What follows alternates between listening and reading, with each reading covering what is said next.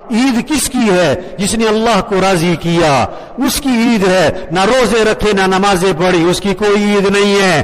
چاہے وہ 4 لاکھ کا سوٹ پہن کے آیا ہو، چاہے وہ 4 کروڑ کی گاڑی میں آیا ہو، چاہے 10 لاکھ کا موبائل پکڑا ہو، اس کی کوئی عید نہیں۔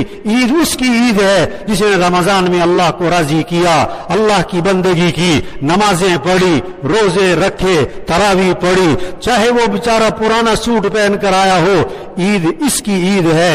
عید کسے کہتے ہیں؟ اللہ کی فرما برداری۔ جو دن آپ کا اللہ کی اطاعت میں گزرا یہ دن آپ کا عید ہے، اور جو دن اللہ کی نافرمانی میں گزرا یہ عید کا دن ہوتے ہوئے بھی عید کا دن نہیں ہے۔ اس لیے اللہ کی فرما برداری ہم سب کو کرنی ہے۔ اس لیے میرے بھائیوں پکی نیت کر لیں اللہ کو راضی کرنا انشاءاللہ۔ بھائی اللہ کی مان کے چلنی ہے، نمازوں کا اہتمام کریں، اخلاق اچھے بنائیں۔ عید کا دن ہے، جھگڑے ختم کرو میرے بھائیوں، اور میرے بھائیوں جھگڑے ختم کر دو۔ بھائی سے لڑائی، توبہ توبہ توبہ توبہ توبہ، بھائی سے لڑائی، چچا سے لڑائی۔ کشمیر کا مسئلہ بعد میں حل کرو، پہلے گھر کا مسئلہ تو حل کر، پہلے اپنے گھر کا مسئلہ تو حل کر۔ ہم جتنے بھی بیٹھے ہوئے نا، جس کا جھگڑا چل رہا ہے سب نیت کرو کہ جھگڑا ختم کرنا ہے، جھگڑا ختم کرنا ہے۔ کون کون جھگڑا ختم کرے گا بھائی؟ آج عید کا دن ہے نا، جس سے لڑائی چل رہی ہے اس کے گھر جاؤ، یہ خوشی ہے۔ چچا کے گھر جاؤ، ماموں کے گھر جاؤ، تایا کے گھر جاؤ، خالہ کے گھر جاؤ، پھوپھی کے گھر جاؤ، سگے بھائی کے گھر جاؤ، اس کو بلاؤ، کھانے پہ بلاؤ۔ دوسروں کو کھانا کھلاتے ہیں، خاندان کو کھانا کھلاؤ، اپنے بھائیوں کو کھانا کھلاؤ، اپنی بہنوں کو کھانا کھلاؤ، اپنے مال کو صحیح جگہ لگاؤ۔ اور عجیب بات بتاؤں، نماز، اللہ نے نماز میں، قرآن میں نماز کی رکعتوں کا تذکرہ نہیں کیا کہ نماز میں کتنی رکعتیں ہیں، فجر میں کتنی، ظہر میں کتنی، عصر میں کتنی، مغرب میں کوئی تذکرہ نہیں آتا، رکوع کتنے، سجدے کتنے، کوئی تذکرہ نہیں آتا۔ لیکن اللہ نے مال کا مصرف، مال کہاں خرچ کرنا ہے، مال کہاں خرچ کرنا ہے، اس کا مصرف قرآن میں نام لے کے بتایا۔ ایک جگہ پر اللہ نے 6 مصرف بتائے قرآن میں، 6 مصرف نام لے کر، پیسہ کہاں خرچ کرنا ہے۔ اکثر مالدار لوگ بیٹھے ہوئے ہیں، مال کہاں خرچ کرنا ہے؟ خواہشات پر، تعمیرات پر، بلڈنگوں پر، فنکشنوں پر، تقریبات پر، دکھلاووں پر، گاڑیوں پر۔ نہیں نہیں نہیں نہیں نہیں، مال کا مصرف اللہ نے بتایا ہے، مال کہاں خرچ کرنا ہے۔ وَآتَ الْمَالَ عَلَى حُبِّهِ ذَوِي الْقُرْبَى وَالْيَتَامَى وَالْمَسَاكِينِ وَابْنَ السَّبِيلِ وَالسَّائِلِينَ وَفِي الرِّقَابِ۔ 6 مصرف نام لے کے بتا رہے ہیں اللہ۔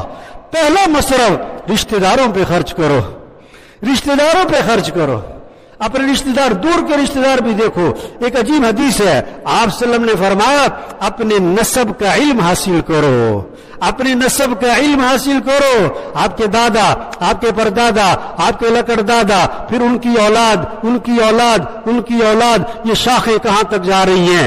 آپ کے نانا، آپ کے پرنانا، آپ کے لکڑ نانا، ان کی اولاد، ان کی اولاد، ان کی اولاد، یہ کہاں تک شاخیں جا رہی ہیں؟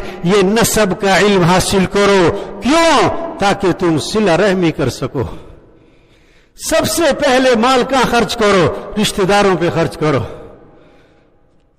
ہاں، پھر یتیموں پہ، یتیم آپ کے پیچھے نہ پھریں، آپ یتیموں کو تلاش کرو۔ بیوائیں آپ کو تلاش نہ کریں، آپ بیواؤں کو تلاش کرو۔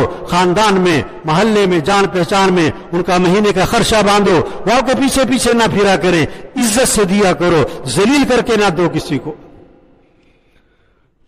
اور مسافروں پہ خرچ کرو، مسافروں پہ خرچ کرو، مسافروں پہ خرچ کرو، مانگنے والوں پہ خرچ کرو، مانگنے والوں پہ خرچ کرو، یہ مسکین لوگوں پہ خرچ کرو۔